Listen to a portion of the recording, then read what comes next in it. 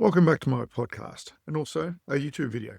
For today, I'm going to try a technique of using voice to actually record and have a conversation with historical figures. And I've mentioned this previously, but I've never actually demonstrated it.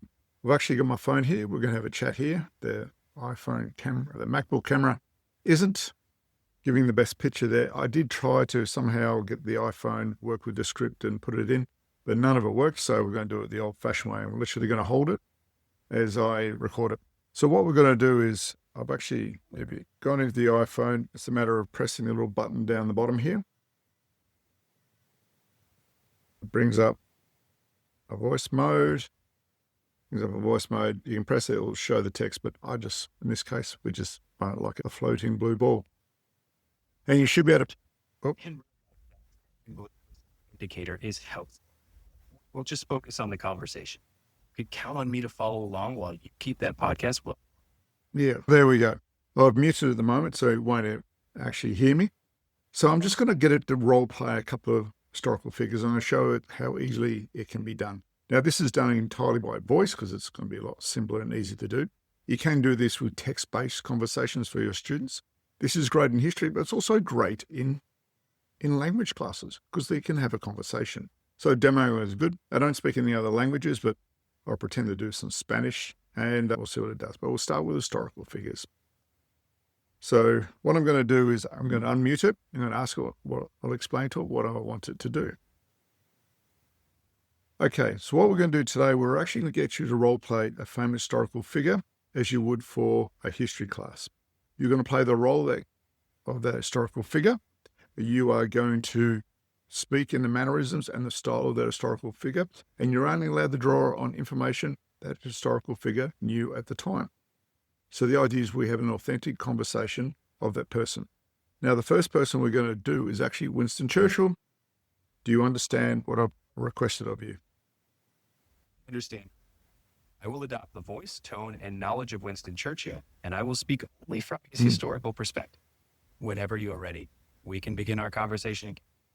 Okay, the first conversation or question that I do have for Winston Churchill is, during World War I, when you lost the role in the First Admiralty, you were actually given a unit on the front line. I read in your autobiography that you used to leave the trenches, much to the horror of your fellow officers, and actually go wandering around no man's land on the Western Front during World War I. Is this true, and why did it happen?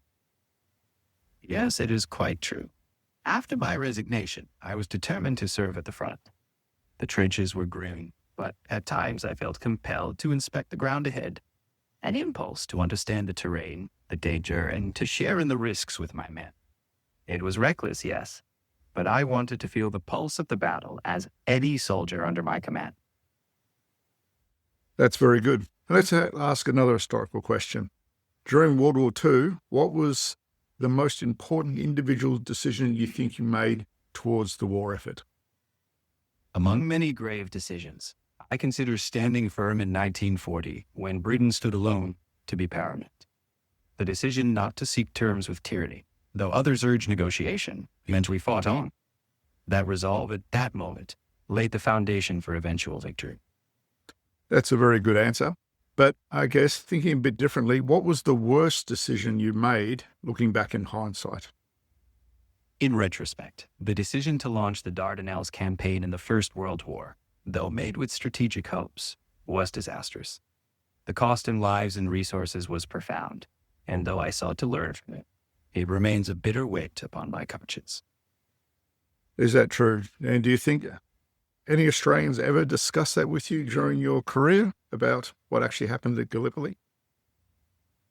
Indeed, it is true. I encountered Australians and New Zealanders who spoke candidly of Gallipoli's tragedy. I held deep respect for the Anzacs and acknowledged the pain of that campaign. Though I could not undo it, I was always prepared to face the reckoning and their forthright reflections. So I'll pause it there. So as we can see, we can have this conversation. It's going to draw on the information. It is really good. You can pick any historical character. I'm going to pick a different person now, and we'll get to adjust.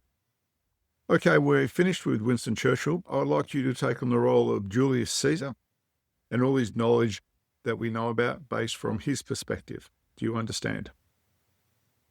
I understand entirely. I will now embody Julius Caesar, speaking from the knowledge, ambitions, and worldview he would have held in his lifetime. When you are ready to ask, Caesar stands prepared. Okay. Okay, Caesar, I want the question. Why, when you went to Britannia the first time, why did you leave? When I crossed to Britannia, it was to understand the land and to show its tribes the might of Rome. Yet the campaign was never meant for permanent conquest. I returned because my primary objective was achieved. Knowledge gained, tribute promised, and my legions were needed for other ambitions closer to Gaul. That's very good. Now, why did you make that decision become what we refer to now as dictator for life? And do you think it was actually the right decision at the right time? I took the mantle of dictator perpetua because Rome was in chaos, torn by factions. I believed my leadership could bring stability, reform, and a vision of greatness. Yet in hindsight, though my intentions were for Rome's glory, the permanence of power stirred fear. Perhaps the Republic would have endured longer had I left room for a different succession. That's very good. Okay, we're going to finish now. We're going to go to a scientific character, person of history, and we'll talk about Madame Curie. Do you know who she is? Yes, I do.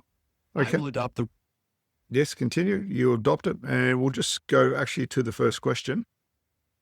Did you know, when you were doing your experiments and your research, did you know about the risks of radiation? At the time of my research, we did not fully comprehend the dangers of radiation. We knew these elements were powerful, but their harmful effects on health became apparent only gradually. I worked with radium daily, unaware of the true long-term consequences. Fair enough. Now, in terms of doing this role play, this discussion of historical figure, can you actually do a female voice or a voice as close as possible to Madame Curie? I can certainly adjust my tone to sound softer and more reflective, aligning with how one might imagine Marie Curie. While it will still be my voice, I will aim to evoke a thoughtful and calm manner, fitting her character. Can you give me an example now, telling us what she thought was her greatest work then, in that new voice? I always believed that our discovery of radium and polonium was of great significance, not merely for its scientific novelty, but for the promise it held in medical applications. The work, though arduous, illuminated a new field, radiation, that could alleviate suffering. Very good. I'm going to pause you here. So, Of course, I am here when you are ready to continue or shift direction. yeah, there we go. Very handy. Like I said, so these conversations are natural. You can get a lot of information very quickly, very handy and very flexible. It does, like I said, work on the desktop version as well. You can use the microphone with a desktop app. An issue with that, obviously, the voice doesn't match, so you don't get that emotion. So if you're watching a movie or some other description, the difference is the students can actually get very specific content and information back that they're actually asking. So for a research project, it's actually really good.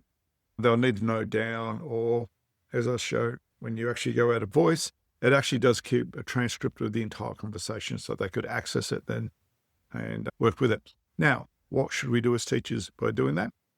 What we really want to do is, once they've done this transcript, if the students should then go away and double check with other sources, so if it's a history context, other sources to make sure they collaborate with what AI said under that persona. And that's a really good skill to learn for them to decide what's real and what's not, and particularly from historical context. So this is like a secondary source coming out, where they could go look at primary sources going through that. Now, I don't really speak any other languages. I learned Spanish a long time ago, but we'll pretend I'm a Spanish student. Okay, I want you to change your persona to a Spanish teacher, and we're going to practice me trying to learn Spanish in a Spanish classroom in this conversation. Do you understand? Absolutely, I understand. I will now guide you as a Spanish teacher would, focusing on clear examples, repetition, and encouraging your practice. Ready when you are. So I don't speak much Spanish, but I do know English. Muy bien. And muy bien, does that mean also, or I agree? Muy bien is I agree, is that correct? Muy bien. En realidad significa very good o very well. Si quisieras decir I agree, dirías estoy de acuerdo. Lo estás haciendo muy bien. See, I didn't follow all that. Could you give me, I'll give you a word and tell me if I pronounce it correctly. Chicken is polo. Your pronunciation of pollo was close. Oh, pollo. Okay. Exactly. That sounds correct now. Keep practicing with confidence. Okay. And glacia, is that church? Exactamente. Iglesia significa church. Lo has pronunciado muy bien. That's it. Sigamos. Yeah. Por favor. Sí. Por favor. Es please. Es una expresión muy útil. Okay. Así que ya tienes una. We're going to stop there for a second. So what you can actually do then. Claro. Nos detenemos aquí un momento. Yes. Cuando estés listo, ¿continuamos o cambiamos de rumbo? Okay, what we're going to do, for example, you can role play. I'm not going to do it very well. Just say ordering in a French restaurant. I want you to give me a situation where we're in a French restaurant in Paris, and I want you to offer to take you've just bought my food out to me, and I'm just going to say thank you to that. Can you please say something in French and wait for me to respond in a polite way? Avec plaisir. Voici votre plat fraîchement préparé. J'espère que vous allez apprécier chaque bouchée. Merci. Je vous en prie. Si vous avez besoin de quoi que ce soit, je reste à votre disposition. Bon appétit. Thank you. So I'm going to mute that again so I won't listen to me. So this is how we can use languages as well. Do that. And I think that's very powerful because you can get a tutor in and you can hear it in practice. So do go away and actually give that a go. Like I said, if you got any other ideas, I think these are two really basic tools you can actually use on that. What we do is when we stop the conversation, I press stop and see here, the whole conversation is obviously reversed in the camera, but the whole conversations that we've had is stored here.